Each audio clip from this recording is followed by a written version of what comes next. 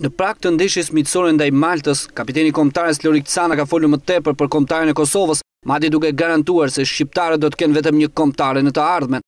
Që në të ardhmen, kur do jetë Kosova sovrane, gjërat kryesore të para të bëhen një kampionat i përbashkët dhe me një përfaqësuese me lojtarët më të mirë të këtyre kampionateve. Troja shqiptare të luajnë me një përfaqësuese.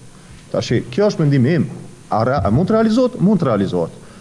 A mund të rrvijnë gjithë lojtarë më të mirë shqiptarë që ekzistojnë të lojnë për Shqipërinë? Jo, nuk është e mundur.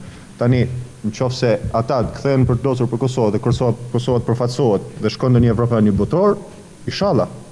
Pse jo? Edhe jam i sigurt nëse gjithë lojtarë me origjinë shqiptare nga Kosova kthehen me lujt me përfaqësuesin e Kosovës, Kosova ndoshta çdo herë do kualifikohet. Nga ana tjetër, i rikthyen ekipin kombëtar pasi mungesat e gjatë, sulmuesi Edmond Kaplani ka folur për ndeshjen ndaj Maltës, por dhe të ardhmen e tij në karrierë.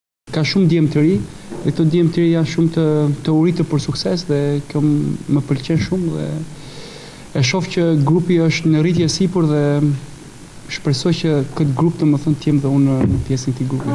Do të shohim që ne do t'japim maksimumin për çdo ndeshje, nuk duhet të shohim më keq lumë kundër Portugalisë.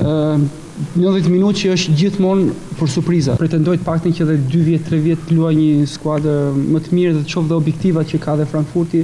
Nëse ato kanë objektiva më të mira se ç'janë për momentin, atëherë mund ta zgjas kontratën aty. Nëse jo objektiva dhe objektiva madhore, domethënë me luajtur paktën me kapur një vend për një Bundesliga ose me luajtur paktën për Bundesliga. Shqipëria do të luajë të mërkurën një ndeshje miqësore me Maltën në stadiumin kombëtar Qemal Stafa këtu në Tiranë.